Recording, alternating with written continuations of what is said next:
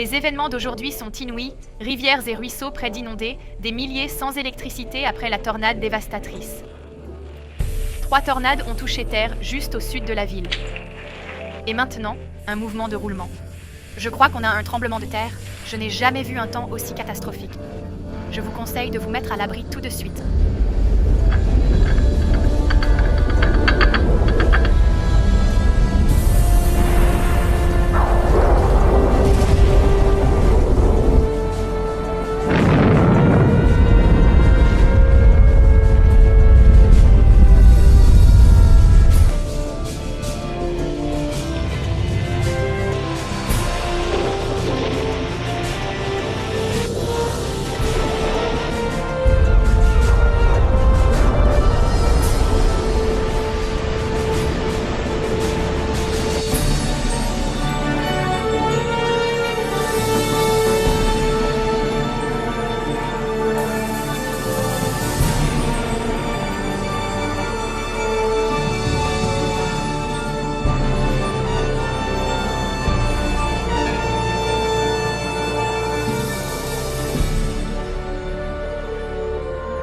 Les livres de prophétie biblique ont longtemps été mystérieux.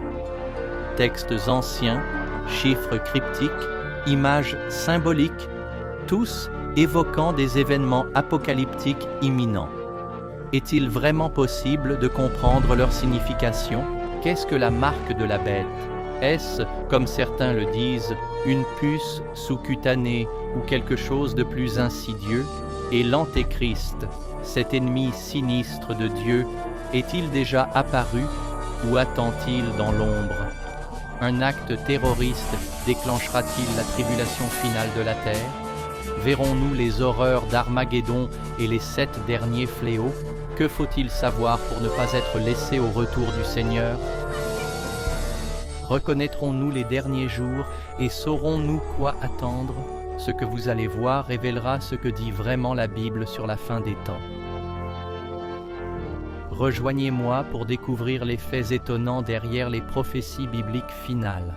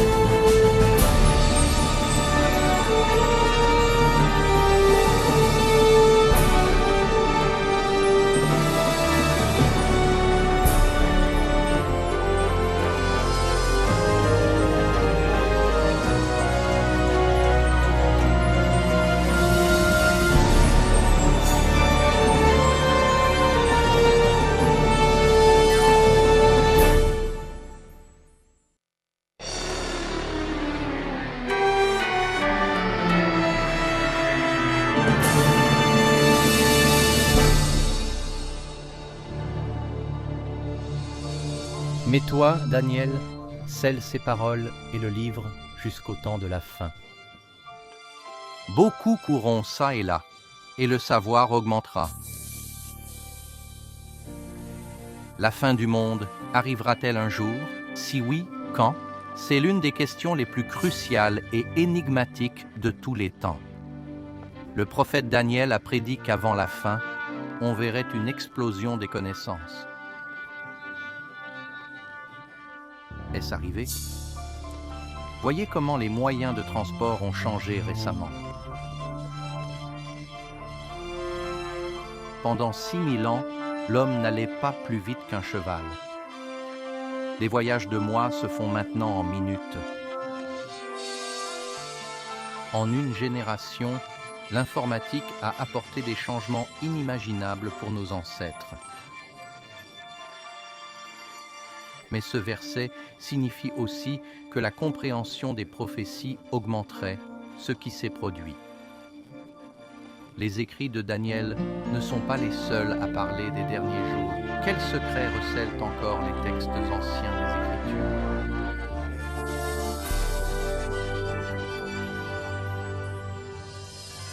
Vous entendrez parler de guerres et de conflits. Ne vous inquiétez pas, Tout cela doit arriver, mais ce n'est pas la fin. Il y aura des famines, des épidémies et des séismes partout. Ce n'est que le début des épreuves à venir. On peut vite voir que les forces politiques et naturelles ont rendu le monde moderne de plus en plus dangereux. Pensez-y. En un siècle, le monde a subi 2 guerres mondiales, d'autres conflits majeurs et la montée du terrorisme. Ajoutez les catastrophes naturelles mortelles. Séismes, feux, inondations, tornades, tempêtes et climats bizarres ravageant la Terre. Étonnamment, l'apôtre Jean a prédit que l'homme aurait la capacité de détruire la planète dans les derniers jours. Dans Apocalypse 11, 18, il dit que Dieu détruirait ceux qui détruisent la terre. Il est clair que cette prophétie s'est réalisée de façon frappante. Pendant des siècles, l'homme ne pouvait que tirer des flèches ou lancer des boulets sur l'ennemi. Mais aujourd'hui, nous avons des armes dévastatrices pouvant rapidement anéantir toute vie sur terre. Jésus a même prédit que si son retour tardait, aucune chair ne survivrait. Le Christ nous a avertis de ces dangers, mais il ne serait que le début de la fin. Se pourrait-il que l'humanité déclenche les événements finaux de la Terre? Mais sachez-le, dans les derniers jours, des temps difficiles viendront. Les hommes seront égoïstes, avares, vantards, arrogants, blasphémateurs, rebelles envers leurs parents, ingrats, impies, sans cœur, implacables, médisants, sans contrôle, cruels, ennemis du bien. Quiconque a vécu ces dernières décennies ne peut nier la chute morale effrayante de notre société. Chaque génération repousse les limites du comportement acceptable. Ainsi, chaque nouvelle génération a une morale plus basse que la précédente, sans fin apparente à cette tendance.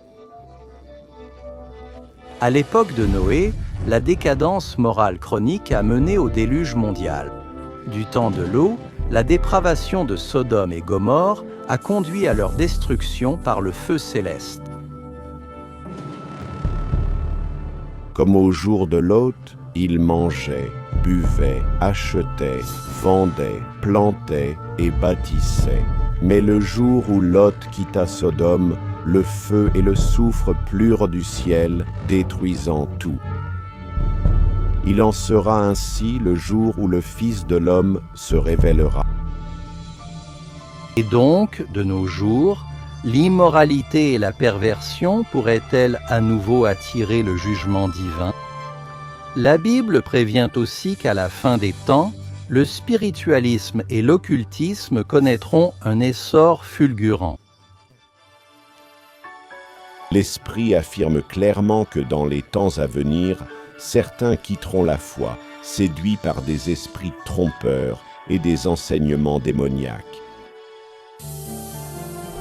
La communication avec les morts, jadis interdite, gagne en acceptation même dans les églises modernes. Les émissions et films sur la sorcellerie et l'occulte sont devenus très populaires, surtout chez les jeunes. Malgré ce spiritualisme et cette immoralité, la Bible dit que là où le péché abonde, la grâce surabonde. Un point positif des derniers jours est la promesse de Jésus que l'Évangile atteindra le monde entier avant son retour. Et cet évangile du royaume sera prêché dans le monde entier, et alors viendra la fin. La tâche jadis insurmontable de répandre l'Évangile aux 4 coins du monde devient vite réalité. Par les missionnaires, livres, cassettes, satellites et Internet, l'œuvre évangélique s'accélère mondialement. Le message du salut n'a jamais connu une diffusion aussi large qu'aujourd'hui. La Bible révèle que nous vivons clairement dans les derniers jours de la Terre. Savoir accru, instabilité mondiale, déclin moral et engouement pour l'occulte signalent la fin proche. Les signes ultimes se réalisent rapidement, mais ce n'est pas tout. La Bible prévient que ces forces du bien et du mal mèneront le monde à Armageddon. Bientôt, une crise mondiale plongera la planète dans les événements les plus terrifiants jamais vus. Car alors viendra une tribulation sans précédent, inégalée depuis le début du monde et à jamais. Quelle catastrophe déclenchera cette crise finale et quand surviendra-t-elle? Un acte terroriste? Un krach économique? Un séisme? Un astéroïde?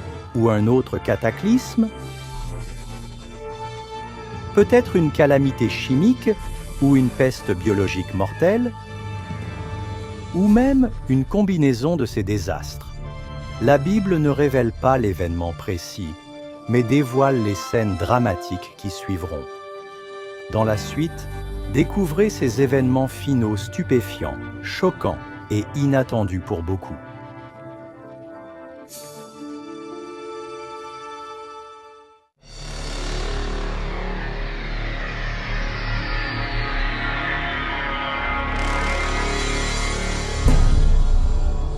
La grande tribulation débute, les leaders mondiaux peinent face aux calamités croissantes.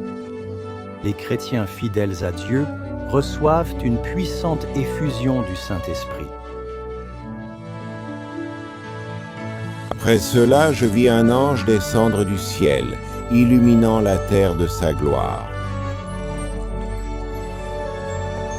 Cette grande puissance qui illumine le peuple de Dieu, c'est le Saint-Esprit. Avec une sainte audace, il témoigne pour Dieu, appelant les églises à se réformer et les perdus à Christ.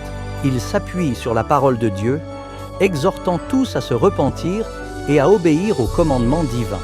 Un esprit de réveil parcourt le monde, poussant tous à œuvrer ardemment pour le salut des âmes. Alors que l'œuvre du Saint-Esprit s'intensifie, les manifestations occultes aussi. Des démons trompeurs apparaissent, se faisant passer pour des proches décédés ou des saints bibliques. Ils parlent de paix et d'espoir, mais présentent des doctrines aux erreurs subtiles et dangereuses. La Bible nous met en garde contre eux, Car ce sont des esprits démoniaques opérant des miracles. Comme on peut s'y attendre, ces phénomènes surnaturels influencent grandement le peuple, et peu osent s'y opposer. Jusqu'ici, familles et églises n'ont pas su endiguer la montée du mal dans le monde. Face à ce chaos politique, moral et environnemental, on cherche désespérément à freiner l'immoralité grandissante. Poussés par leurs électeurs, les leaders religieux et politiques réclament des lois plus strictes pour rétablir l'ordre divin. Cette pression mal avisée pousse le gouvernement à adopter des lois contraires à celles de Dieu. Mais ce n'est pas la première fois dans l'histoire que cela se produit. Rappelez-vous l'histoire de Daniel 3, où le roi Nabuchodonosor ordonna à tous d'adorer sa statue d'or. Cependant, 3 jeunes Hébreux savaient que cet ordre contredisait directement le 2e commandement sur l'idolâtrie. Résolus à rester fidèles à Dieu, ils refusèrent de s'incliner devant la statue. Le roi, furieux, ordonna de les jeter dans une fournaise, mais Dieu intervint miraculeusement et les sauva. Puis, il y a l'histoire de Daniel dans la fosse aux lions. Le roi de Perse décréta que nul ne devait prier un autre Dieu que lui pendant 30 jours. Mais Daniel, fidèle au premier commandement, continua à prier Dieu ouvertement, risquant sa vie.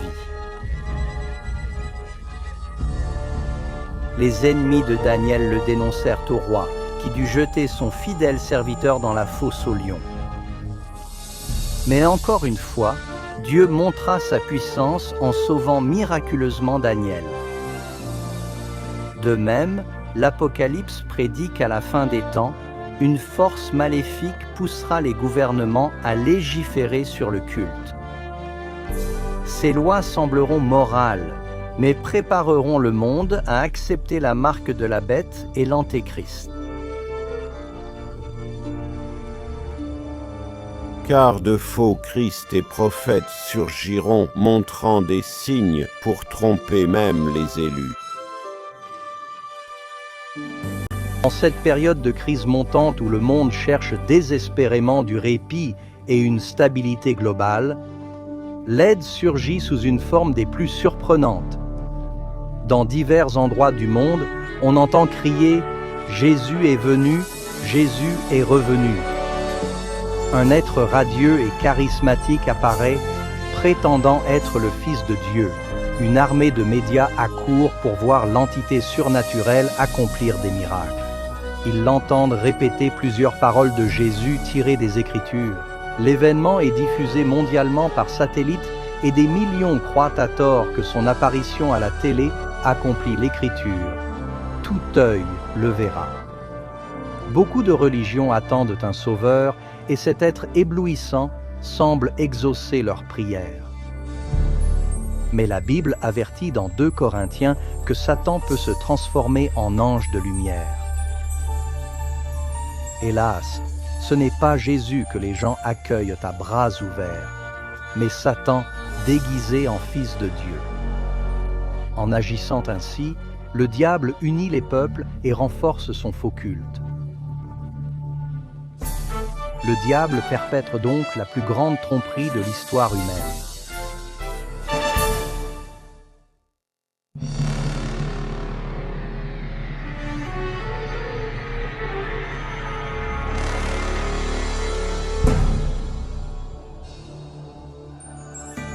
Les ruses de Satan deviennent une force motrice puissante dans le monde. La plupart des leaders spirituels acceptent l'imposteur et son faux culte. Face aux crises, l'Église veut imposer les doctrines de ce faux Messie.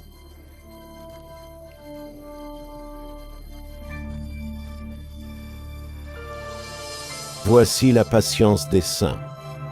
Voici ceux qui gardent les commandements de Dieu et la foi en Jésus.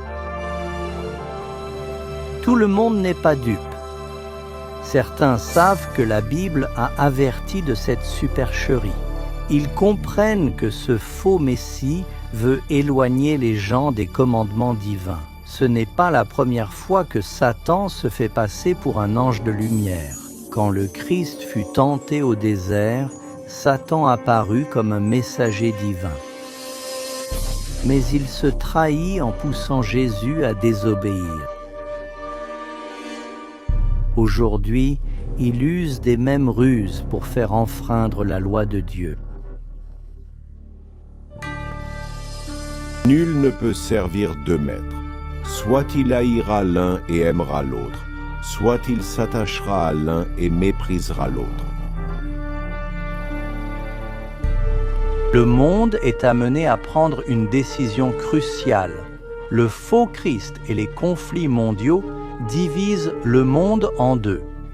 Les fidèles à la Bible et les suiveurs de la bête. L'anxiété règne et la religion devient le sujet principal de tous. À la télé, à la radio et au tribunal, les vrais croyants défendent leur foi face aux dirigeants mondiaux.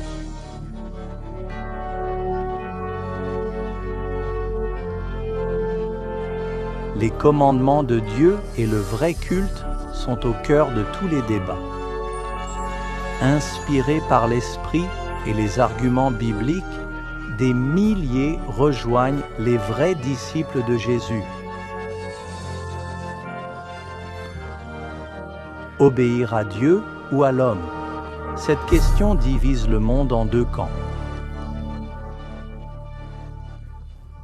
D'un côté, ceux qui reçoivent le sceau de Dieu, de l'autre, ceux qui portent la marque de la bête. Que l'injuste reste injuste. Que l'impur reste impur. Que le juste reste juste. Que le saint reste saint. Ce passage de l'Apocalypse annonce l'événement où tous décideront pour ou contre le Christ. D'un côté, ceux fidèles à la parole de Dieu, malgré une forte opposition. De l'autre, ceux qui suivent les traditions religieuses humaines. Comme l'arche de Noé scellée avant le déluge, la miséricorde divine sera close pour les perdus. Le retour du Christ approche, mais avant, des fléaux sans précédent frapperont l'humanité. Puis j'entendis une voix forte du temple dire aux 7 anges, « Allez verser les coupes de la colère de Dieu sur terre. » Alors le premier alla verser sa coupe sur la terre, et un ulcère horrible frappa ceux qui avaient la marque de la bête et adoraient son image. L'espoir d'amélioration s'effondre quand les 7 derniers fléaux de l'Apocalypse frappent le monde. Ce sont les pires calamités jamais vues ou à venir. Le premier fléau est un ulcère atroce, causant d'intenses souffrances aux damnés. 6 autres fléaux dévastateurs suivent rapidement. La mer et les rivières se changent en sang. Le soleil brûle les hommes d'une chaleur intense. Alors que les fléaux s'enchaînent, la terreur règne sur les peuples affolés. Certains élus trouvent refuge dans des lieux isolés, protégés par les anges de Dieu. D'autres sont jetés dans des prisons solitaires. Bien qu'oubliés des hommes, ils ne le sont pas de Dieu. Les fidèles sont protégés comme l'étaient les Israélites lors des plaies d'Égypte. Les fidèles traversent une période d'introspection angoissante. Ils se demandent « Sommes-nous en règle avec Dieu ?» et trouvent la paix en ses promesses.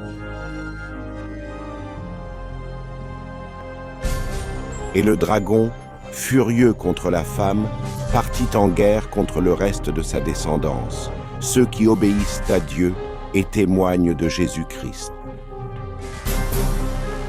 Persuadés par le faux Christ, ces âmes perdues croient que leur seul salut face au fléau est d'éliminer leurs opposants. La décision est prise, traquer et exterminer en un jour le peuple de Dieu fidèle aux Écritures. Sur le champ de bataille spirituelle s'affrontent les adorateurs de la bête et ceux qui aiment Jésus et ses commandements. C'est la bataille finale d'Armageddon. Le monde impie a épuisé la patience de Dieu. L'heure est venue pour lui de sauver ses enfants fidèles.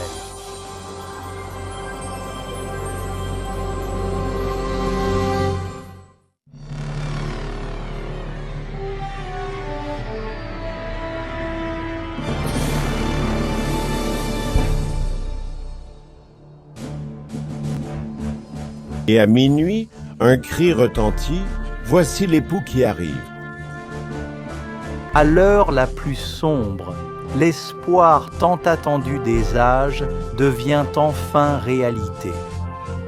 La voix puissante de Dieu retentit, c'est accompli. Ce tonnerre ébranle les cieux. Un séisme puissant annonce l'arrivée d'une immense armada céleste. Les enfants de Dieu, naguère pâles et hagards, rayonnent maintenant, auréolés d'un arc-en-ciel. Leurs visages s'illuminent, sachant que leur Sauveur et son armée d'anges viennent les chercher. Voici, il vient avec les nuées, et tous les yeux le verront, même ceux qui l'ont transpercé. Et toutes les tribus de la terre se lamenteront à cause de lui. Ce n'est pas un enlèvement secret, comme on le dit parfois. Tous sur terre voient cet événement merveilleux, et la plupart sont terrifiés. Les impies fuient vers les rochers, tentant en vain de se cacher du roi saint qui arrive. Comme promis, ceux qui l'ont jugé et crucifié ressuscitent pour le voir venir dans sa gloire.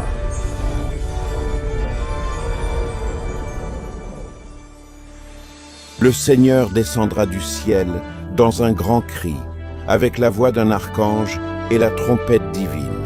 Les morts en Christ ressusciteront en premier. Une trompette retentit dans les cieux, et la voix puissante du Sauveur appelle les saints endormis de tous les temps. Éveillez-vous, éveillez-vous, dormeurs de la poussière, levez-vous. Sur toute la terre, une grande armée de saints surgit de leurs tombes poussiéreuses. Ils apparaissent vêtus de corps jeunes, glorifiés et immortels, sans trace de maladie ou difformité. Puis, ceux ayant survécu au temps de détresse sont aussi transformés. En un instant, ils reçoivent de nouveaux corps, beaux et immortels. Les impies, terrifiés, contemplent ce spectacle stupéfiant avec angoisse. Alors, nous les vivants serons enlevés avec eux dans les nuées pour rencontrer le Seigneur, et ainsi nous serons toujours avec lui. Le monde en chaos, les élus s'envolent, échappant à la destruction. Ils s'élèvent pour rejoindre leur Sauveur parmi les anges. Chagrin, péché et souffrance sont désormais derrière eux. Le voile levé, ils contemplent Dieu et ses anges face à face. Ce jour-là, les victimes du Seigneur s'étendront d'un bout à l'autre de la terre. Personne ne les pleurera, ne les rassemblera, ni ne les enterrera. Ils deviendront des déchets jonchant le sol. Pour ceux laissés, le chaos règne. Un ouragan de démons hurlants, séisme, océan bouillonnant, îles englouties, et nuages noirs martelant la terre de grêlons.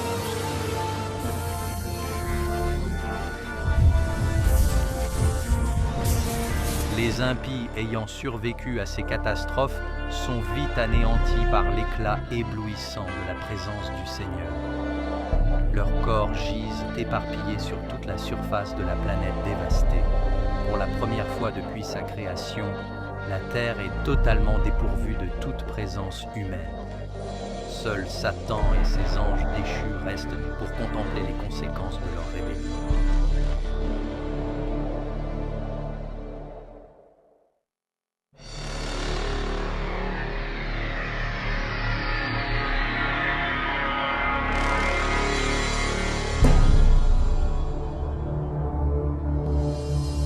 Puis j'ai vu un ange descendre du ciel, avec la clé de l'abîme et une grande chaîne à la main. Il a saisi Satan et l'a enchaîné pour 1000 ans. Entourés du monde qu'ils ont ruiné, Satan et ses anges sont liés sur terre pour 1000 ans. Ils sont emprisonnés sur cette planète sombre, désolée et abyssale. Seul avec ses démons, Satan attend et médite sur son châtiment à venir. Partout, il voit villes mutilées, forêts calcinées et os secs, fruits de sa guerre céleste. Piégé dans un puits sans fond, sans âme à tenter, il est absolument misérable.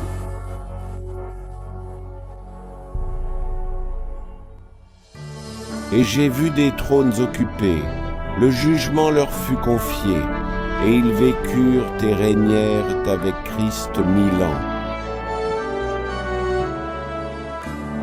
Pendant que Satan médite sur son sort, les élus goûtent aux joies célestes indicibles. Ils rencontrent leurs anges gardiens qui répondent à leurs questions sur leur vie terrestre.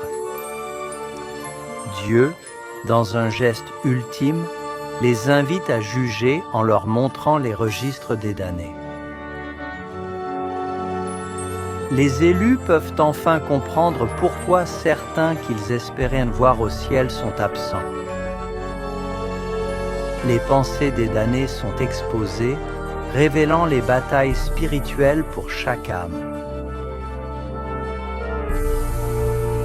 Même les actes et motifs des anges déchus sont clairement visibles. La transparence de Dieu dans cette affaire est remarquable. Comme Paul l'a prédit, les sauvés participent au jugement des perdus.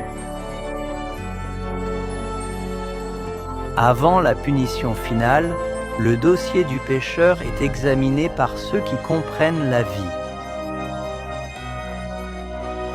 Les paroles et actes des méchants sont pesés contre la parole de Dieu. La justice de leur sentence est confirmée et leur punition déterminée. À la fin du millénaire, Jésus et les élus se préparent à revenir sur terre. L'heure est venue pour Satan, ses anges et les perdus d'affronter leurs actes. Les humbles hériteront bientôt de la terre, mais Dieu doit d'abord purger l'univers du péché.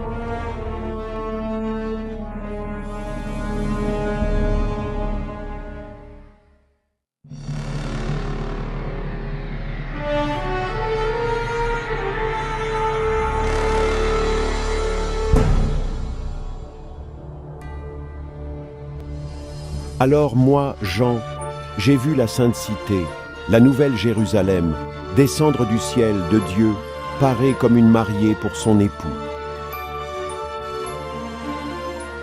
Après ce millénaire céleste, Christ et les élus reviennent sur terre avec la nouvelle Jérusalem.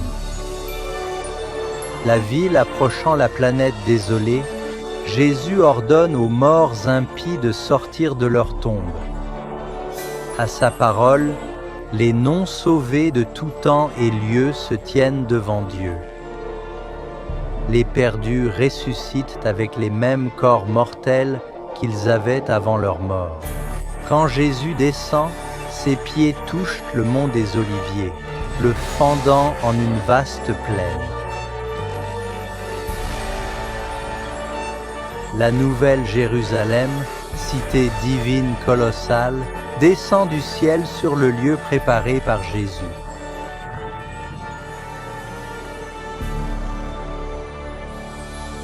Quand les 1000 ans seront passés, Satan, libéré, trompera les nations et les rassemblera pour la guerre. Incroyablement, Satan réussit à berner ses fidèles une dernière fois, les ralliant pour prendre la cité céleste. Des généraux et militaires de toutes époques unissent leurs talents pour préparer ce qui promet d'être un combat épique. Par cet acte même, les damnés prouvent que leur cœur n'a pas changé. S'ils le pouvaient, ils détrôneraient Dieu et prendraient la ville sainte par la force. Ils ignorent que leur vaine guerre est perdue avant même d'avoir commencé. Le jour du jugement est arrivé. Et je vis les morts, petits et grands, debout devant Dieu. Des livres furent ouverts et les morts jugés selon leurs actes. Soudain, haut dans le ciel, le Seigneur apparaît sur son trône glorieux. Tous les plans de guerre des méchants sont aussitôt anéantis. Face à Dieu, les perdus prennent conscience de chaque péché commis. Ils se rappellent avoir ignoré leur conscience et l'Esprit Saint. Certains croyaient avoir caché leurs crimes et vices à jamais. Honteux, ils vivent les mots de Jésus dans Luc 12, « Tout sera révélé ».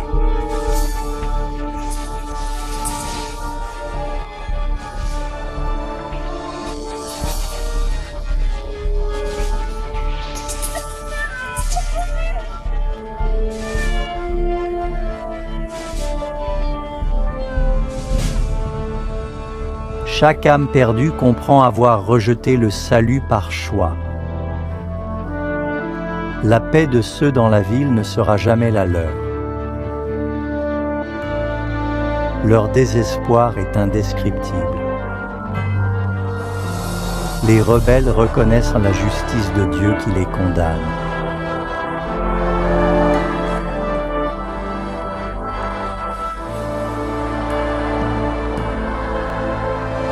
Ils montèrent sur toute la terre, encerclèrent le camp des saints et la ville bien-aimée, et le feu divin descendit du ciel et les dévora.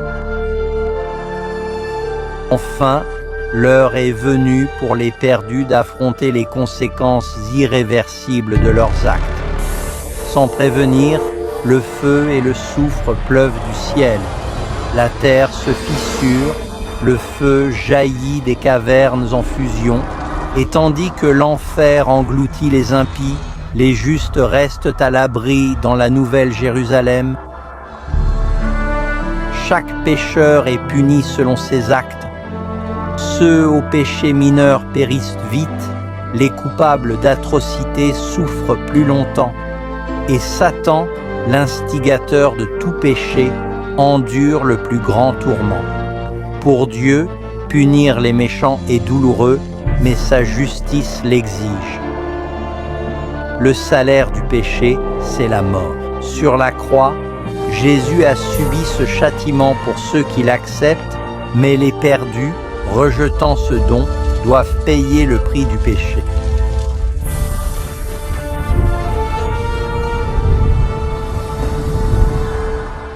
Car voici, le jour arrive, brûlant comme une fournaise.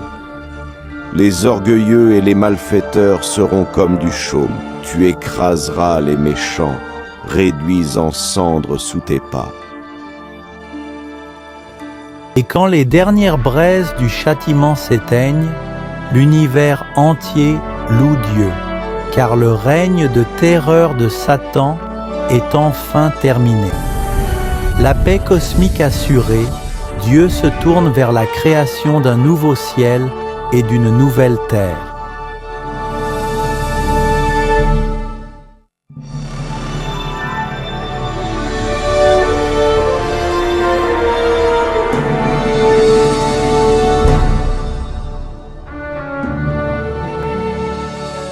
Je vis alors un nouveau ciel et une nouvelle terre, car les premiers avaient disparu. Après la purification de la terre par le feu, le Seigneur entame sa merveilleuse œuvre de recréation. Par la puissance de sa parole, la terre retrouve sa beauté édénique d'antan.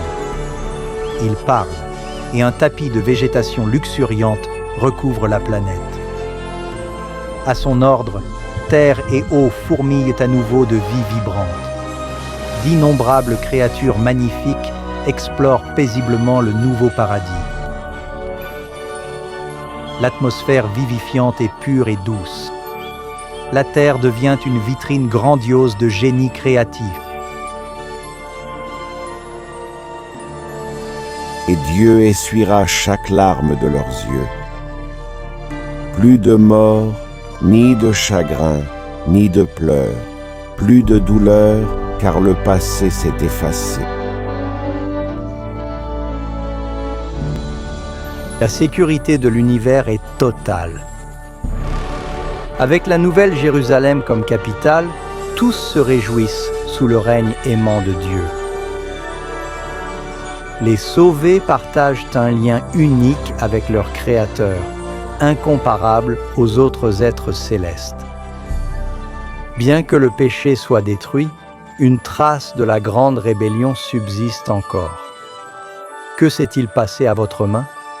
Ce sont les cicatrices aux mains, pieds et côtés de Jésus. Chaque jour d'éternité efface les souvenirs tristes dans la splendeur céleste.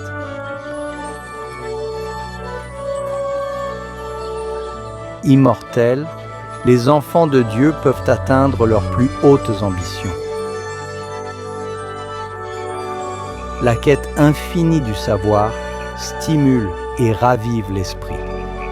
Libres de la terre, les rachetés explorent l'univers infini de Dieu. Le ciel, lieu de paix parfaite, où l'amour pour Dieu et autrui remplit les cœurs. La Bible promet que ce royaume peut être votre demeure éternelle. Jésus s'est sacrifié pour vous offrir le pardon et la victoire sur le péché. Jésus veut que vous viviez avec lui, mais ne peut forcer ce don gratuit sur vous. Vous devez choisir de l'accepter vous-même. Ne viendrez-vous pas à lui aujourd'hui? Demandez-lui maintenant, il entrera dans votre cœur.